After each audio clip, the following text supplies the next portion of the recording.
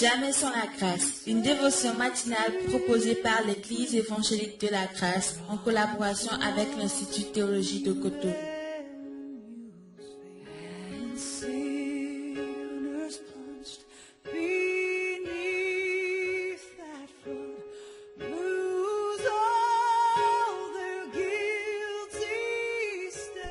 Bonjour chers frères en Christ, bonjour chers internautes. Encore une nouvelle journée, une nouvelle provision. Bienvenue à la dévotion du jour. Ce matin, nous sommes dans l'un des plus beaux jardins de Cotonou. Et Dieu a choisi cet endroit pour parler à nos cœurs ce matin. Nous allons prier avant d'aller plus loin.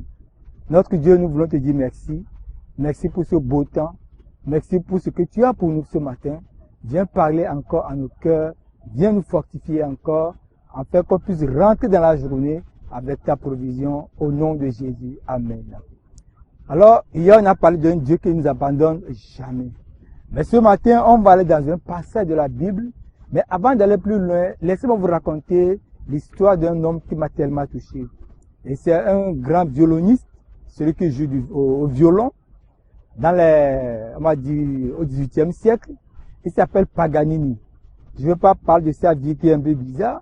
Mais cet homme est un grand professionnel.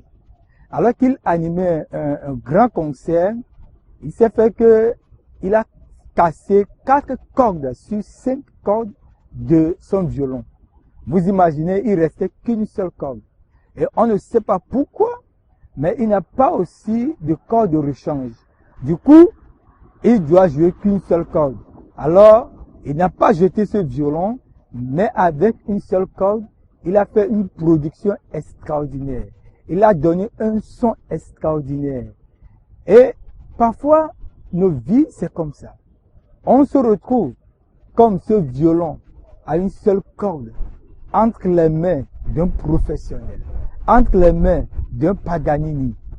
Et la question, ce n'est pas le nombre de cordes qui me reste, mais la grande question, c'est est-ce que je suis entièrement entre les mains du maître? Ça, c'est la grande question. Et nous allons voir un texte dans Exode 3, verset 11. Dans Exode 2, nous avons vu Moïse qui a frappé un Égyptien et qui a fui. Mais dans Exode 3, Dieu va le rencontrer et Dieu va l'envoyer en Égypte. Et dans le verset 11, qu'est-ce qu'il va répondre? Je lis dans Parole de vie. Moïse répondit à Dieu, moi, est-ce que je suis capable d'aller trouver le roi d'Égypte pour faire sortir les Israélites de son pays? Oh, quelle question! C'est vrai, il n'est qu'un berger. Est-ce qu'un berger est capable d'aller à cette mission? Non, il ne se voit pas capable.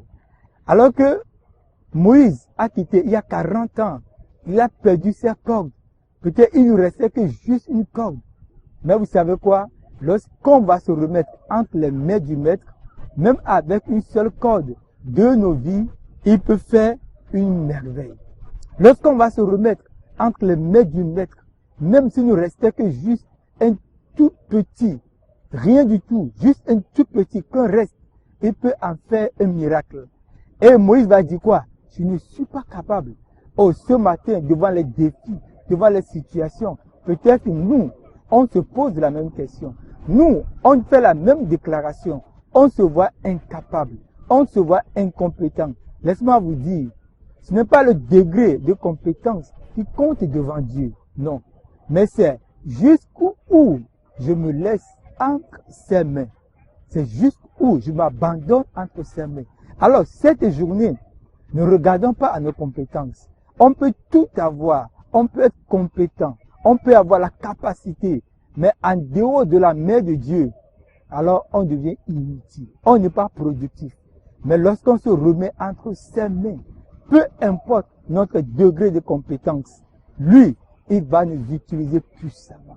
Alors dans cette journée, oh, ma prière, c'est de me laisser entièrement entre ses mains. Je ne veux rien garder pour moi-même. Je veux me laisser entre les mains du maître, afin que lui puisse faire de moi un témoignage, que lui puisse faire de moi un miracle, qu'il puisse faire de moi un témoignage. Alors je vous souhaite de passer une bonne journée entre les mains du bon maître. Amen. C'est tout le temps que nous avons. Si vous avez aimé cette dévotion, parlez-en à vos amis. Parlez-leur du message de la grâce et de ce qu'il fait dans vous. Pour un sujet de prière, une question ou plus d'informations, contactez-nous. Téléphone 64 88 35 87 ou 96 42 69 05 ou par WhatsApp au 94 75 80 20.